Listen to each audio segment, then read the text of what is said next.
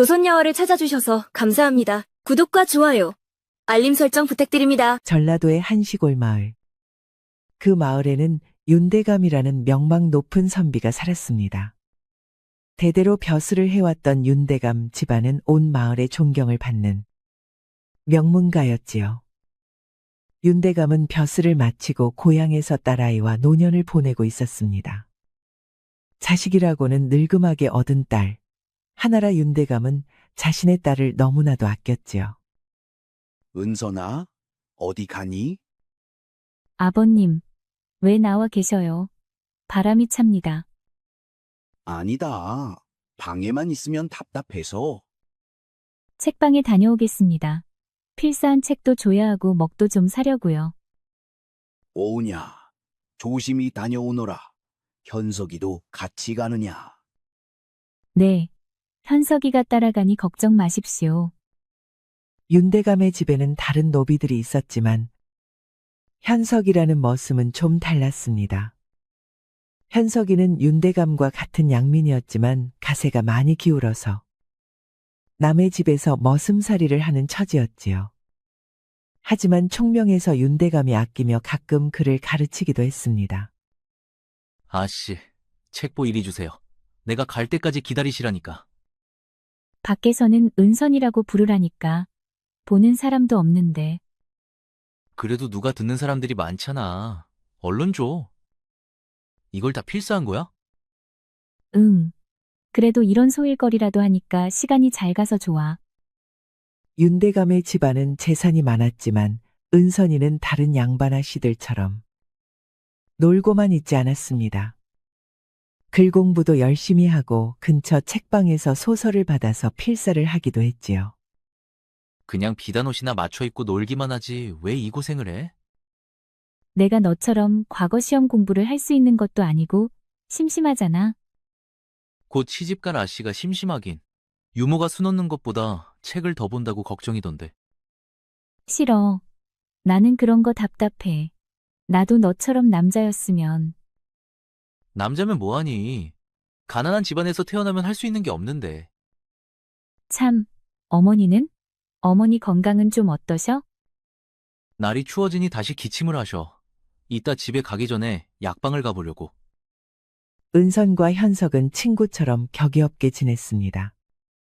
현석의 처지를 딱하게 여긴 윤대감이 현석을 거두어 머슴살이를 시켰지만 양민으로 대우를 해주었고 딸과 함께 그를 가르쳐 주었기 때문이었죠. 무엇보다 현석의 머리가 비상한 것을 윤대감은 아꼈습니다. 하지만 아픈 어머니를 홀로 모시고 사는 현석의 처지는 노비보다 나은 것이 없었지요. 고생했어. 자, 이거 내가 구해놓은 대추와 감로 그리고 약초 좀 챙겨 넣었어. 이게 다 뭐야? 저번에도 많이 챙겨줬잖아. 어머니가 작년에도 이즈음부터 기침을 하셨잖아. 가져가서 끓여드려. 그럼 기침이 잦아들 거야. 매번 고맙다. 고맙긴. 우리 아버지도 이제 기침이 시작되실 거라서 사는 김에 넉넉히 산 거야. 가서 잘 끓여드리고 모자라면 이야기해. 현석은 은선이가 챙겨준 보따리를 챙겨들고 터벅터벅 집으로 향했습니다. 요즘 들어 부쩍 현석이의 얼굴은 어두웠습니다. 현석이는 은선이를 생각했지요. 현석아, 이 책 좀 봐봐. 어쩜 이렇게 재미있을까? 평생 이런 글을 읽으며 살 수 있으면 좋겠다. 현석아, 이 댕기 좀 봐봐. 어쩜 이리 곱니? 이번에 명나라에서 새로 들어온 비단으로 만든 거라오. 아씨가 안목이 높으시네. 고운 빛깔이 아씨 미모와 잘 어울립니다요. 어머 말씀도 잘하셔. 호호호. 그랬습니다. 현석은 은선이를 좋아하고 있었습니다. 그녀의 목소리와 맑은 얼굴, 하얀 손을 생각하면 가슴이 두근거렸지요. 하지만 은선아 씨는 현석이의 처지로는 감히 넘볼 수 없는 상대였어요. 무엇보다 가장 큰 걸림돌이 있었지요. 어머니, 저 왔어요.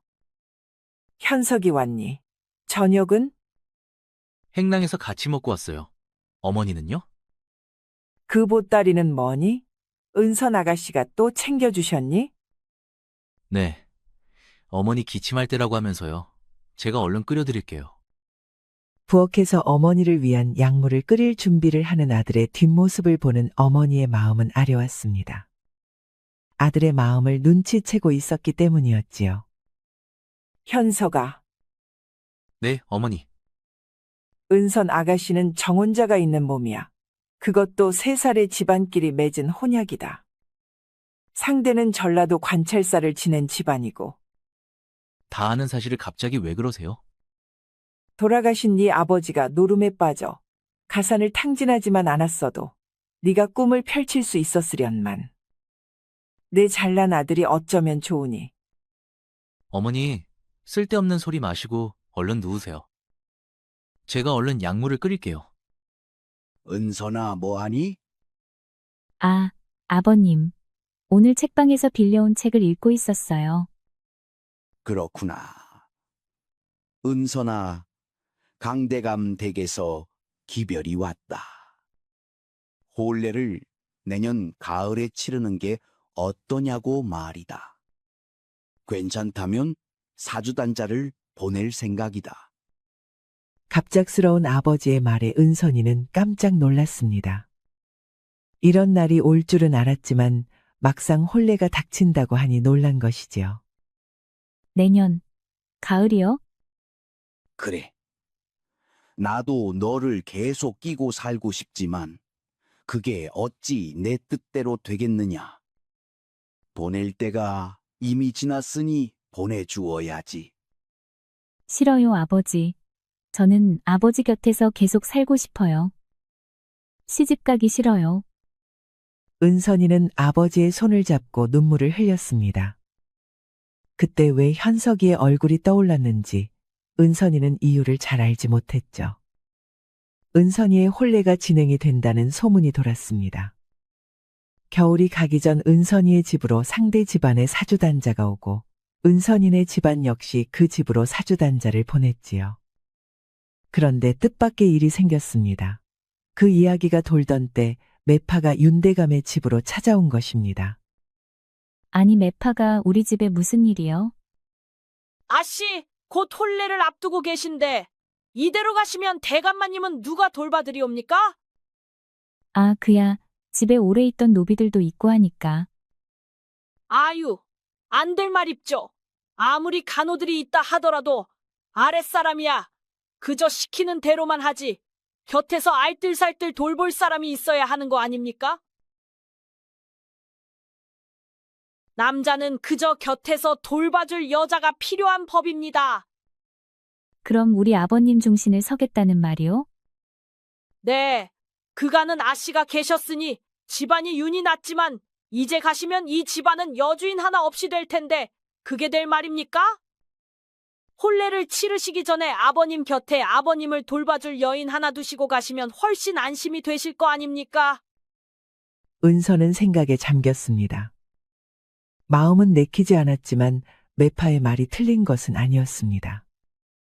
은선의 어머니는 은선이가 어려서 돌아가시고 그동안 아버지는 수많은 중매를 물리치고 계속 혼자 계셨으니까요. 그건 다 자신을 위해서였다는 걸 은선은 알고 있었습니다.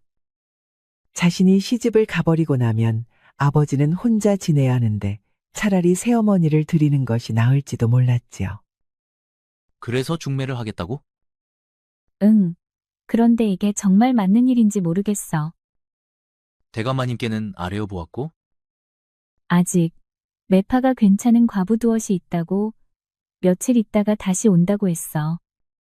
어떤 사람들인지 구체적으로 보고 아버님께 여쭤봐야지. 대감마님은 보나마나 싫다 하실 텐데 대감마님 걱정은 하지 마. 너 시집 가고 나면 내가 잘 모실 테니까. 너는 괜찮아? 뭐가? 내가 멀리 시집 가도 너는 괜찮냐고? 안 괜찮을 게 뭐가 있어. 좋은 집안이고 너의 신랑이 되실 분은 아주 학식도 높은 도련님이라니 잘 살 거야. 너는 나를 다시 못 볼 텐데 아무렇지도 않니? 은선은 팽하니 성질을 내면서 별당으로 가버렸습니다. 왠지 모르게 서운한 마음이 드는 까닭이 무엇인지 은선은 알지 못했지요. 현석은 그런 은선아 씨의 뒷모습을 보고도 고개만 숙인 채 아무 말도 하지 못했습니다. 그렇게 시간이 흘렀습니다. 중매쟁이는 제 너머 과부 한 명을 추천했습니다. 현숙하고 조용한 성품의 논마지기의 재산도 가지고 있다고 했지요. 은선이보다 서너 살 어린 딸아이가 한 명 있는데 같이 딸을 키우면 적적하지 않을 것이라는 말도 덧붙였습니다. 하지만 윤대감은 고사했습니다. 일 없으니 돌아가시게. 하오나 대감, 이 부인도 좋다 하시고 아주 현숙하기로 고을에서 소문이 자자한 분입니다. 이 나이에 내가 무슨 재치인가? 앞으로 살 날도 얼마 남지 않았는데 딸 아이, 혼례에나 집중하겠네. 좋은 패물이나 있으면 가져오시게나. 대감, 혼자 남겨진 대감 때문에 아씨가 혼례를 치르고도 마음이 불편하셔서 잘 지내시지 못하면 어쩝니까? 그것 때문에 그러는 것이니 생각을 다시 해보십시오. 하지만 윤대감은 확고했습니다. 절대로 혼인은 하지 않겠다 하였지요. 그러던 어느 날 현석이가 나타나지 않았습니다. 은선이는 궁금해서 기다렸지만 그날도 그 다음 날도 현석이는 오지 않았지요. 답답했던 은선아 씨는 다른 하인에게 물었습니다. 현석이는 오늘도 오지 않았느냐? 아, 아씨. 현석이는 아마 당분간 못 올 것입니다. 아니 왜? 무슨 일이 있느냐? 아, 그 녀석 어미가 많이 아픈 모양입니다요. 그래서 정갈만 전하고 어미의 병이 차도가 있으면 온다 하였지요. 은선이는 걱정이 되어 현석이네 집으로 가보기로 하였습니다. 현석이의 어머니 역시 예전에 건강이 안 좋아지기 이전에는 종종 윤대감의 집으로 와 자신을 따뜻하게 대해 주었기에 은선이는 현석이의 어머니에게도 정이 있었습니다. 어머니, 안에 계세요? 아니, 이 목소리는? 아시세요? 방으로 들어선 은선이는 깜짝 놀랐습니다. 거기에는 기운 없어 보이는 어머니가 혼자 차가운 방에 누워 있었던 것입니다. 아니 이게 무슨 일입니까? 어머니, 얼른 일어나서 이 죽 좀 드셔보세요. 제가 잣죽을 좀 끓여왔습니다. 그보다 아씨, 우리 아들 녀석, 현석이가 어디 있는지 아십니까? 집에서 어머니 병수발을 든다고 안 나왔는데 어디 갔습니까? 왜 저에게 현석이를 물으셔요? 아이고, 무슨 변고가 생긴 듯합니다. 아씨, 우리 현석이 좀 찾아주세요. 고개 넘어 약방을 간다고 그저께 나갔는데 아직 소식도 없습니다. 한나절이면 올 길인데 부탁입니다. 현석 어머니는 눈물을 글썽였습니다. 그 말을 듣자 은선아 씨의 마음 한구석이 철렁했죠. 은선아 씨는 급히 집에서 하인 며칠 데리고 와 고개 넘어 약방까지 가 보았습니다. 하지만 약방 주인은 의아하게 물었죠. 그 총각이라면 보자. 벌써 이틀 전에 약을 지어서 갔습니다. 벌써 도착하고도 남았을 텐데. 정말입니까? 가는 길은 고갯길 하나뿐이지요? 아, 참. 저에게 지름길을 물었습니다. 이 아래 시냇가를 건너서 가면 더 빠를 것이라 했는데. 그러면 그 길로 갔겠구나. 하지만 안 됩니다. 얼마 전 큰 비가 오지 않았습니까? 물이 불어 건너기 힘들 것이라 제가 이야기를 했습니다. 그 길로 가지는 않았을 겁니다. 하지만 분명 현석이라면 어머니에게 빨리 갈 생각으로 그 길로 갈 것이 분명해 보였습니다. 은선이는 급히 시냇가로 갔습니다. 과연 물이 크게 불어 사람이 건너기는 힘들어 보였습니다. 나는 여기 시냇가를 따라서 살펴볼 테니 자네들은 고개를 넘어 개울가 근처를 살펴주게. 고갯길에 혹시 산적이나 범을 만난 흔적이 없나도 살펴보고. 예, 아씨. 사람들은 모두 흩어져서 현석이를 찾았습니다. 은선아 씨도 개울가를 따라 걸으며 현석이를 찾았지요. 분명 강을 건너려다 휩쓸렸다며 강을 따라 밑으로 떠내려갔을 것이 분명했습니다. 그 아래로는 민가가 없었으니까요. 강을 따라 걷던 은선아 씨는 한참을 걷다가 해가 지고 있는 사실을 깨달았습니다. 이제 돌아가야겠다 싶었던 그때 개울과 숲을 사이로 무엇인가가 보였습니다. 설마 하는 마음에 자세히 보니 그것은 사람다리였습니다. 허겁지겁 뛰어가 보니 그건 현석이었지요. 현석이는 기력이 다한 듯 쓰러져 있었습니다. 현석아, 현석아, 정신 차려라. 현석아. 은선아 씨의 말에 현석이는 가늘게 눈을 떴습니다.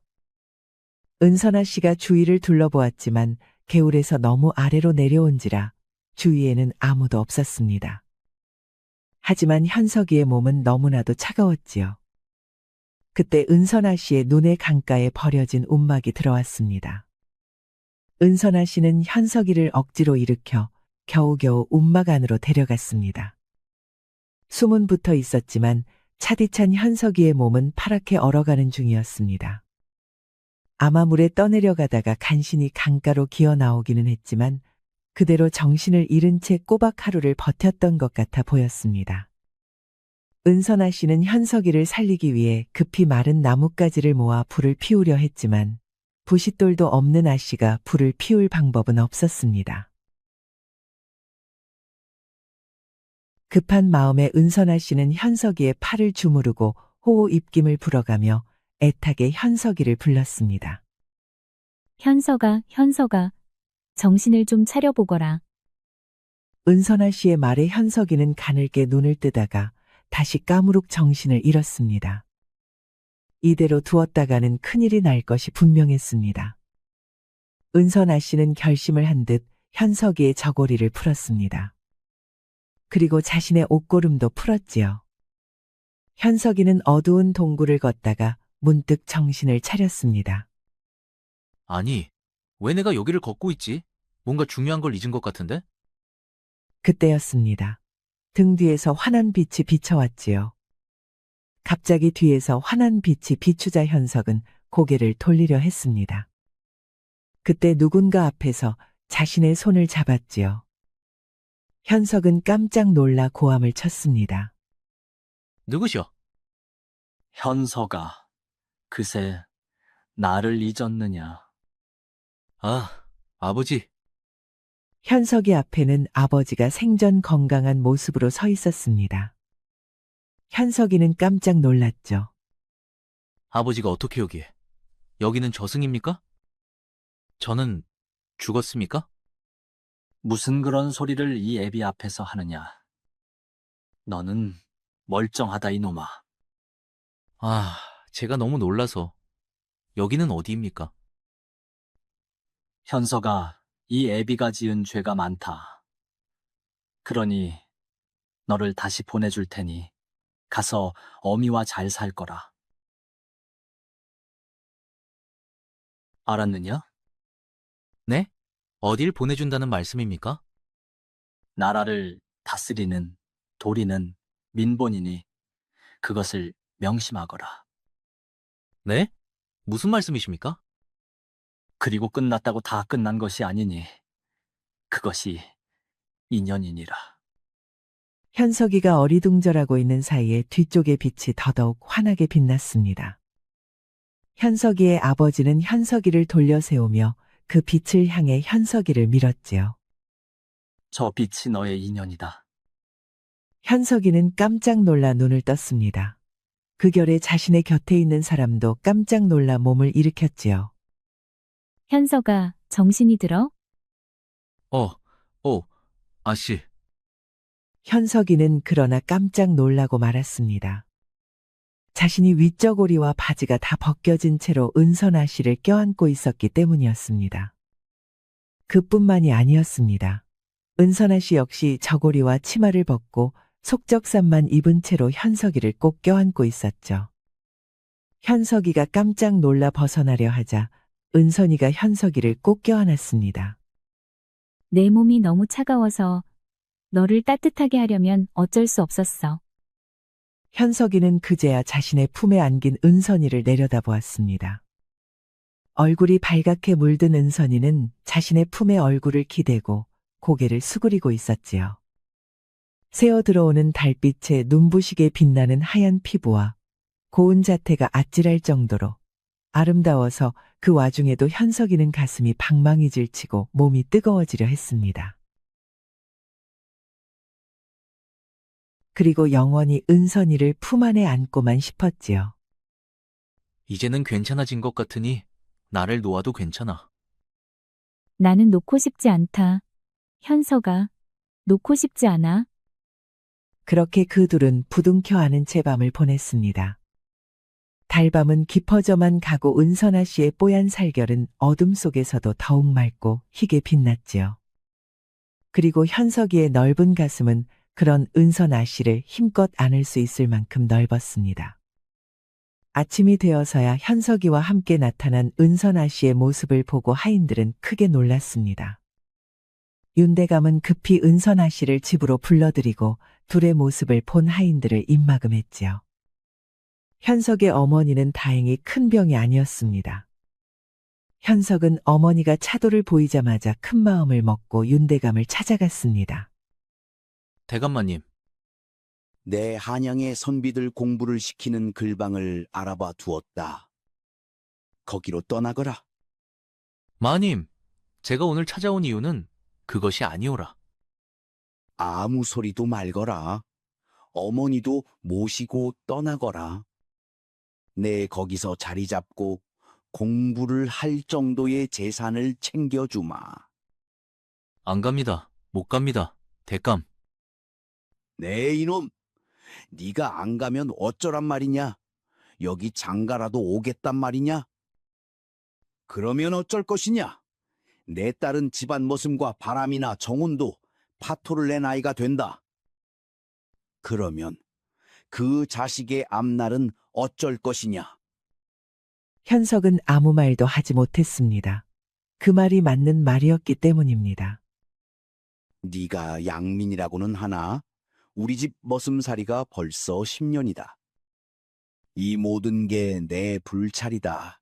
내 너가 딸아이와 동무가 되어서 지내는 걸 막지 못하고 니들 사이에 정이 깊어질 것이라 생각 못한 내 잘못이라 칠 테니 얼른 떠나거라. 아씨를 은선이와 같이 떠나는 건 안 되겠습니까? 안 된다.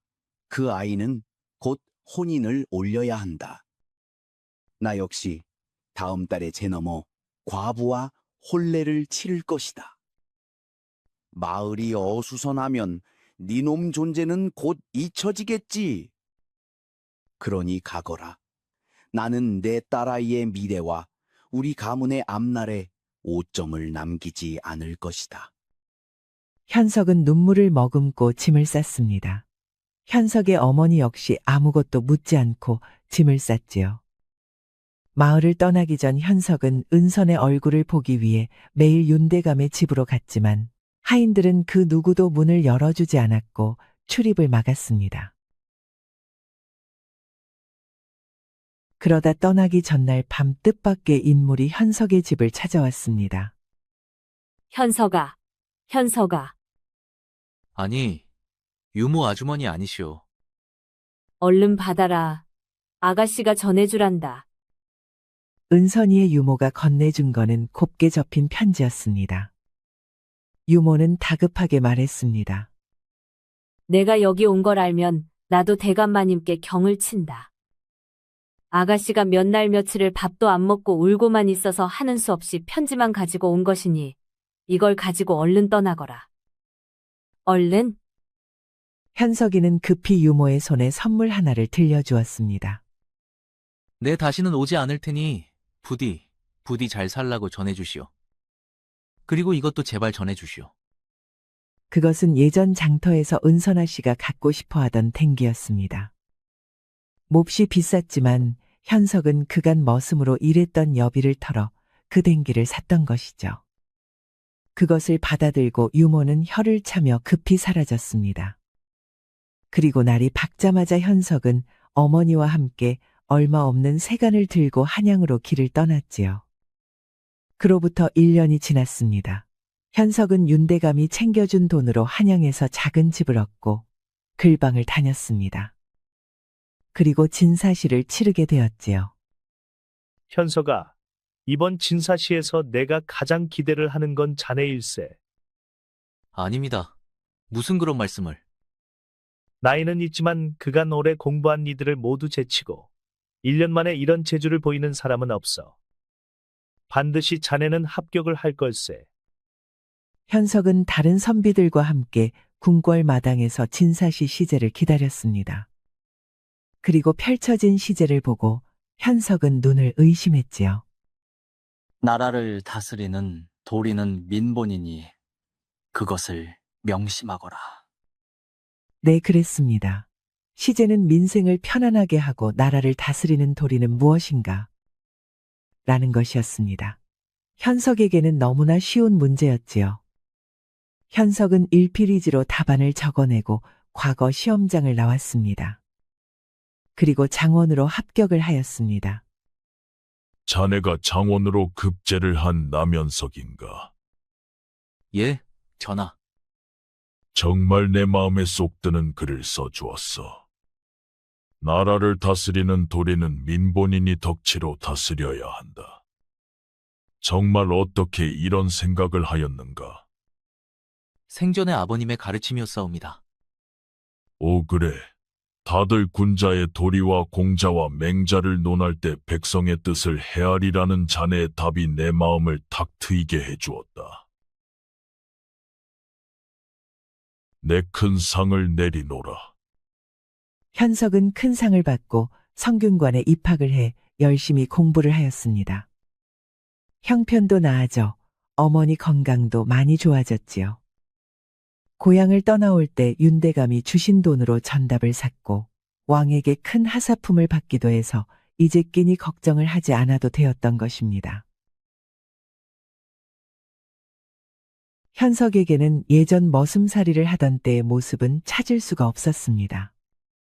그리고 마침내 대과에도 합격을 한 현석은 왕으로부터 뜻밖의 제의를 받았습니다. 자네가 전라도 정읍 출신이라지. 예, 전하. 요즉 그 지역의 민심이 흉흉하다는 상소가 끊이지 않는다. 그러니 자네가 먼저 가서 살피고 오라.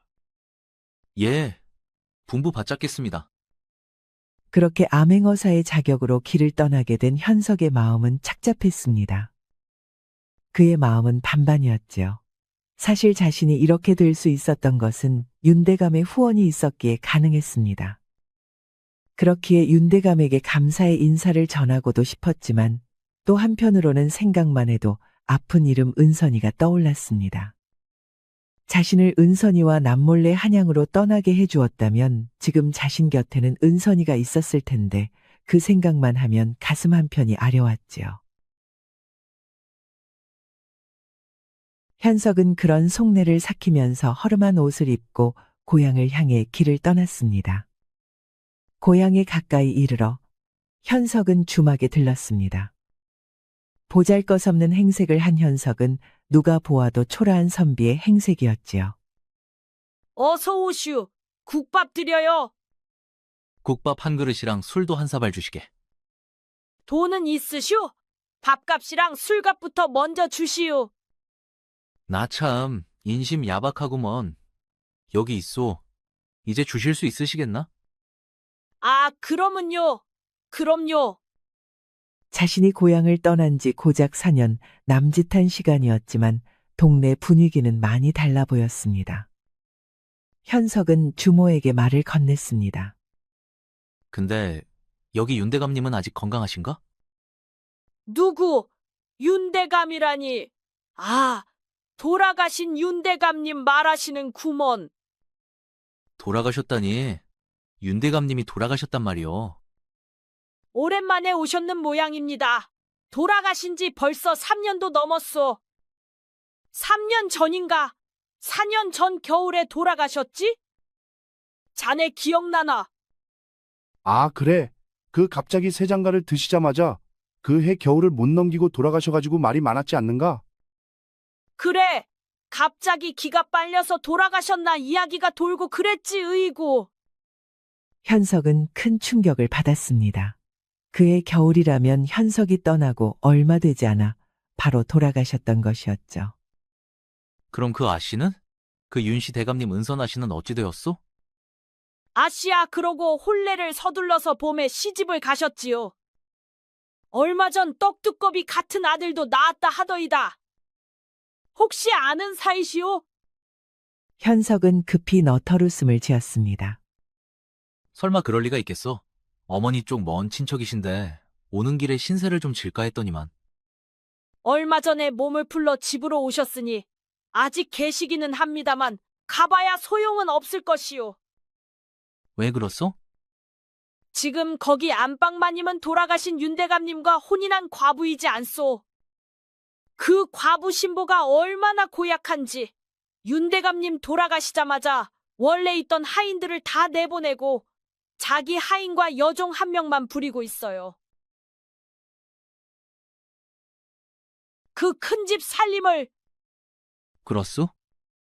집은 아예 닫아 걸고 사람들 출입도 못하고 거기에 소작은 얼마나 올렸는지 하인들은 전부 이 마을을 떠나고 사람들 형편도 예전보다 못하게 되었소. 그나마 예전 아씨는 그래도 눈치가 보이는지 몸 풀려고도 오고 그럽디다. 예전이 좋았어요. 현석은 씁쓸함을 삼키며 국밥을 함께 삼켰습니다.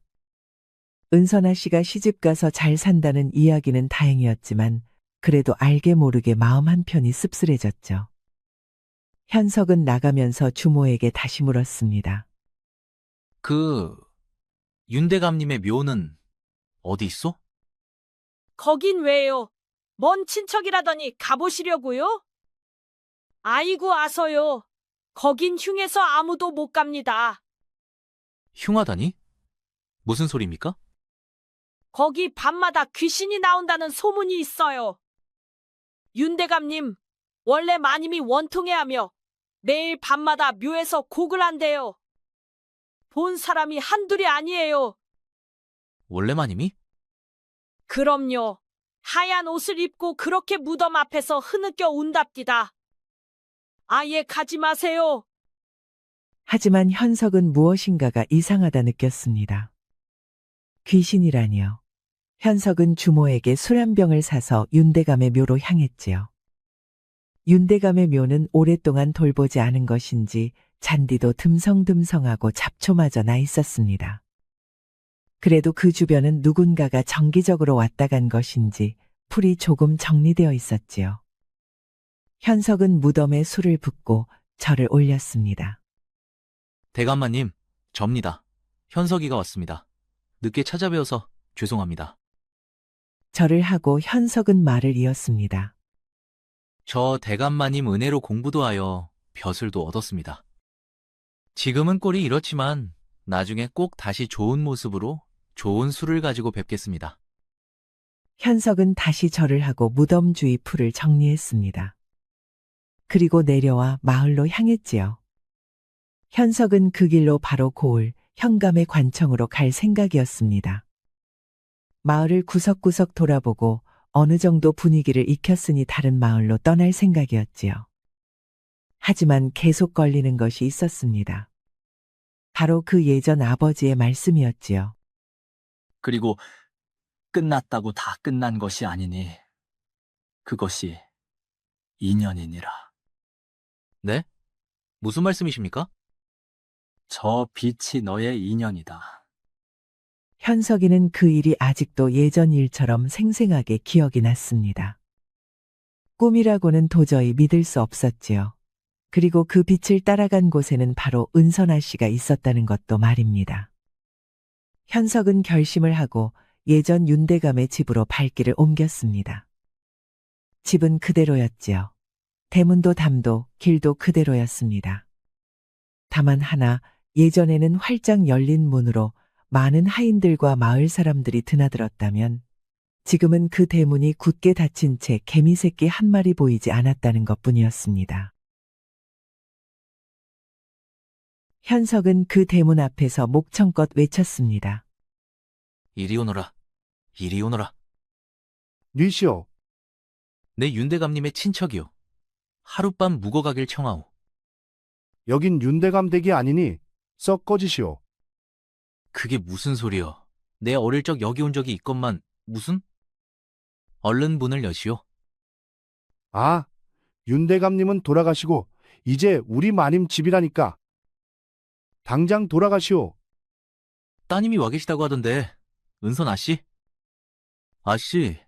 아씨. 하인의 윽박에도 현석이 대문 앞에서 소란을 피우자 하는 수 없이 대문이 열렸습니다. 그리고는 문이 열리고 나이가 지긋한 여인이 문 앞에 섰지요. 우리 윤대감의 친척이시라고요? 예. 우리 어머님과 오촌관계라 들었습니다. 어릴 적 한번 와본 적이 있지요.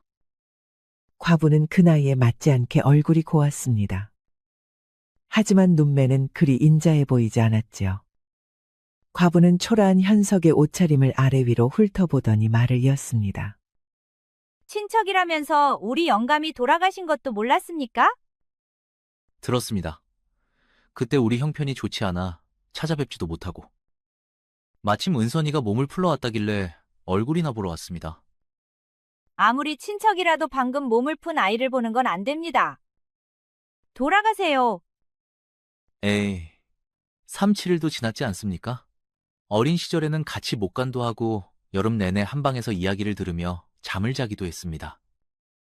정안되면 하룻밤만 묵고 떠날 테니 너무 매정하게 굴지는 마시오. 그건 새빨간 거짓말이었습니다. 아무리 친척 사이라도 양반가에서 남녀 아이들을 같이 목욕을 시킬 리는 없었지요. 하지만 무언가 이상하다는 걸 직감한 현석이 이런 말을 던지자 과부는 당황한 듯 보였습니다. 그리고 이랬지요. 알았습니다. 우리 은선이 벗이라고 하니 행랑채 하나를 내어줄 테니 내일 아침 일찍 떠나세요. 그 말을 남기고 과부는 도도하게 돌아서 떠났습니다. 현석은 이상했습니다.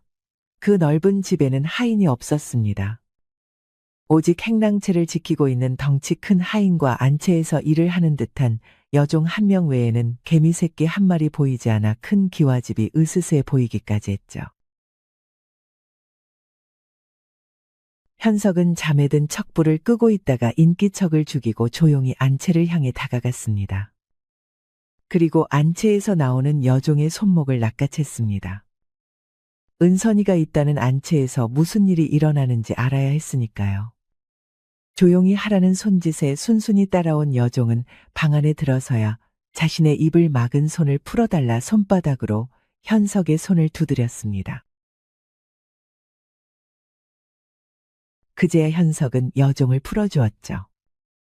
그리고 얼굴을 마주한 그 둘은 기절할 듯 놀랐습니다.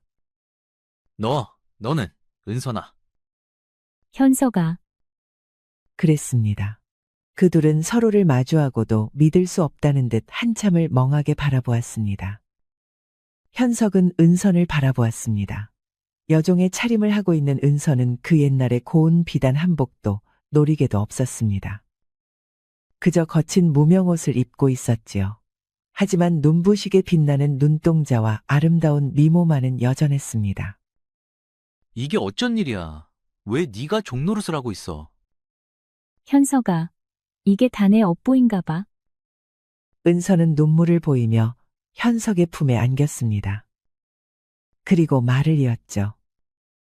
아버지가 너를 따라가면 죽겠다 하셔서 못 따라갔어. 그리고 아버지는 바로 과부와 혼례를 올리셨지. 그래야 내가 모든 미련을 버리고 혼인을 한다고. 그런데 한 달도 못 되어서 아버지가 갑자기. 현석은 그제야 사연을 알 수 있었습니다. 윤대감이 돌아가시자마자 과부는 안방을 차지하고는 모든 하인들을 내보낸 것입니다. 그리고 자신의 사람을 불렀지요. 그런데 너 혼례 치르고 시집을 갔다며? 아이까지 낳았다더니? 시집을 간 사람은 내가 아니라 그 과부 딸이야. 그 집에서 내 얼굴까지는 모르니 그 딸을 나라 속이고 시집을 보낸 거야. 이런 찢어 죽일 것들. 현석은 고생한 은선을 꼭 안았습니다. 그랬던 것이죠. 그 과부는 모든 재산을 자신이 독차지를 하고 자기 딸을 윤대감 딸로 속여 시집을 보냈던 것입니다. 그리고 그 사실이 새어나갈까봐 은선을 종처럼 부리면서 집에 가두어 놓았던 것입니다. 그런데 너 지금 이 꼴이. 아, 그게 사실은 아니야, 말 안 해도 돼. 고향 떠나서 고생이 많았지? 은선은 아무 말도 하지 않고 현석을 안아주었습니다. 그리고 현석의 품에서 한참을 울었지요. 현석은 그간 고생을 했던 은선이 안타까우면서도 한편으로는 안도감이 들었습니다. 왜 안도감이 들었는지는 현석은 잘 알 수 있었지요. 하지만 아무것도 모르는 은선은 그저 현석의 품만 파고들 뿐이었습니다. 현석은 예전 그날 밤처럼 다시 몸이 뜨거워졌습니다. 그리고 은선이의 뽀얀 살결은 여전히 밤에도 눈이 부시게 빛이 났지요. 날이 밝기 전 은선이는 현석이를 깨웠습니다. 그리고 물건을 건넸지요. 이게 뭐야? 지금 내가 가지고 있는 유일하게 값나가는 물건이야. 그건 바로 현석이가 예전에 사준 댕기였습니다. 한 번도 해본 적이 없는 것처럼 그 댕기는 깨끗하게 보관되어 있었습니다. 다른 건 다 빼앗겼어도 이것만은 내가 품에 지니고 다녔어. 이걸 가지고 가서 팔면 돈이 좀 될 거야. 이걸 왜 나에게 줘? 이걸 가지고 가서 팔아서 얼른 길을 떠나. 저 과부는 무서운 사람이야. 들키면 큰일 날 거야. 같이 가자. 같이 도망가자. 같이 가다가 둘 다 잡힐 거야. 그러니 얼른 여기를 빠져나가서 멀리 가서 자리를 잡아. 그러면 내가 나중에 따라갈게. 현석이는 가슴이 뭉클해졌습니다. 이런 상황에서도 현석이만을 위하는 은선이의 마음을 알았기 때문이었지요. 현석이는 은선이의 손을 잡았습니다. 내가 곧 데리러 올게. 기다려.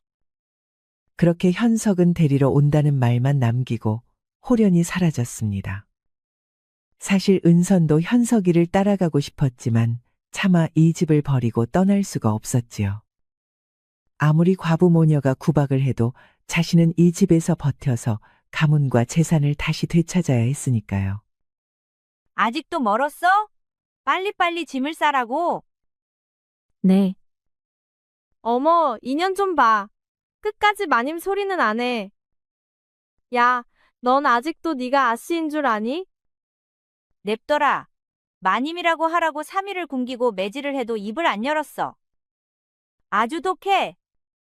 그러면 뭐해? 우리 시댁에서는 내가 바로 너, 윤은선인 줄 아는데.